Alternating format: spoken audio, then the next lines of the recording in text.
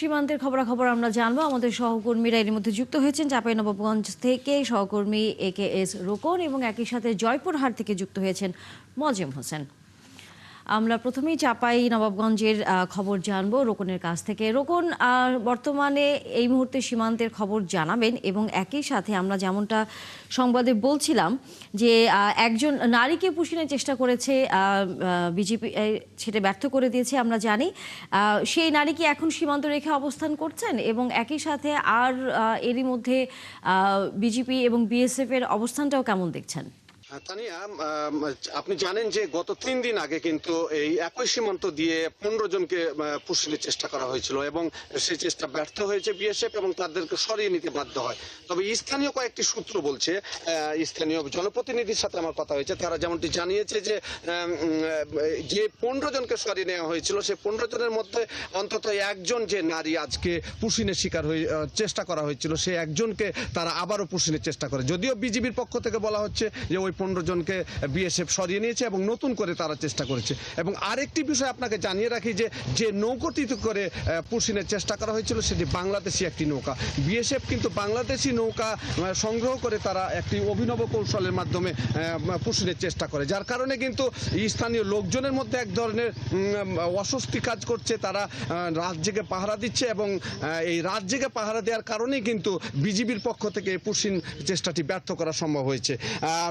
আপনি যেটি জানতে চাচ্ছিলেন যে সীমান্তের কি অবস্থা, সীমান্তে চাঁপাইনবাবগঞ্জের প্রত্যেকটি সীমান্তে যে প্রায় 140 কিলোমিটার যে সীমান্ত রয়েছে প্রত্যেকটি সীমান্তেই কিন্তু বিজিবির কঠোর নজরদারি রয়েছে এবং তারা বিভিন্ন পদ্ধতি অবলম্বন করে নজরদারি চালাচ্ছে। বিশেষ করে রাত্রিকালীন তাদের নজরদারি অব্যাহত রয়েছে। পাশাপাশি স্থানীয় গ্রামবাসীও কিন্তু সেই সীমান্ত এলাকা নজরদারিতে রেখেছে।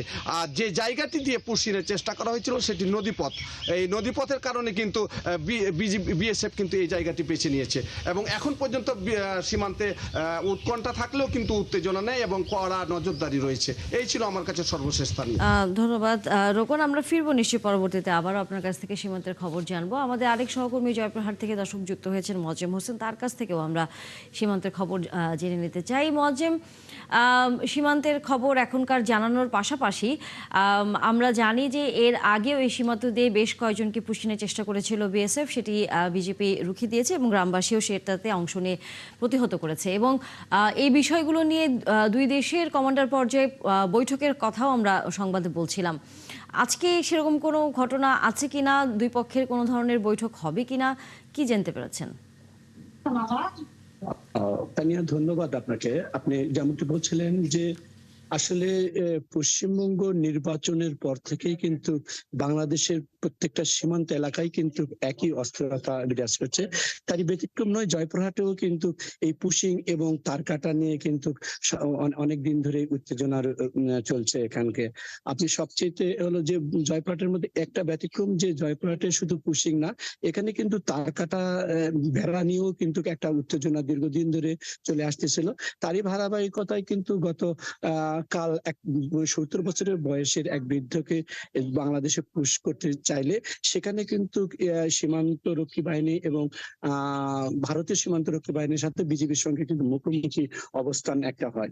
তো এটা নিয়ে বেশ কয়েকদিন ধরে উত্তেজনা ছিল। তবে আজকে আমরা সকাল 6টা থেকে আমি এই সীমান্ত এলাকায় অবস্থান করতেছি। এখন পর্যন্ত এই এলাকার তেমন কোনো উত্তেজনা নাই বললেই চলে। তবে এখানে কিন্তু একটা আশঙ্কা রয়ে গেছে।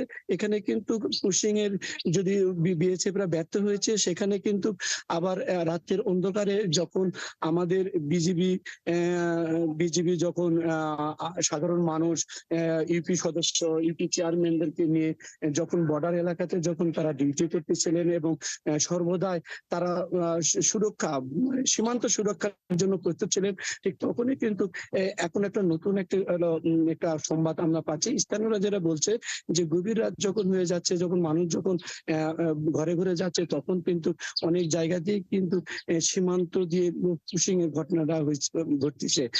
এর কারণটা হলো যে আপনি জানেন যে যে বৃদ্ধ যখন যেদিন গতকাল যখন পুশিং হচ্ছিল তখন কিন্তু মোট 5 জন কিন্তু এখানে পুশিং হয়েছিল। তারই মধ্যে কিন্তু এই বৃদ্ধ লোকই কিন্তু ধরা পড়েছে। বাকি 4 জন কিন্তু তারা ইতিমধ্যে বিভিন্ন জায়গায় ছড়িয়ে ছিটে গেছে। সেটির কিন্তু এখনো বিজিবির পক্ষ থেকে বা আমাদের কারো পক্ষ থেকে কিন্তু শনাক্ত করা সম্ভব হয় নাই। তবে ধন্যবাদ মজ্জেম। নিশ্চয়ই আমরা ফিরবো আবারও আপনার কাছে জয়পুরহাট সীমান্তের খবর জানবার জন্য। একই সাথে ধন্যবাদ চাঁপাইনবাবগঞ্জের সীমান্তের সর্বশেষ খবর নিয়ে যুক্ত হওয়া সহকর্মী AKS রোকন, আপনাদের দুজনকে। দর্শক, সীমান্তে নানা খবর নিয়ে আমাদের সহকর্মীরা যুক্ত ছিলেন আমাদের সাথে এতক্ষণ।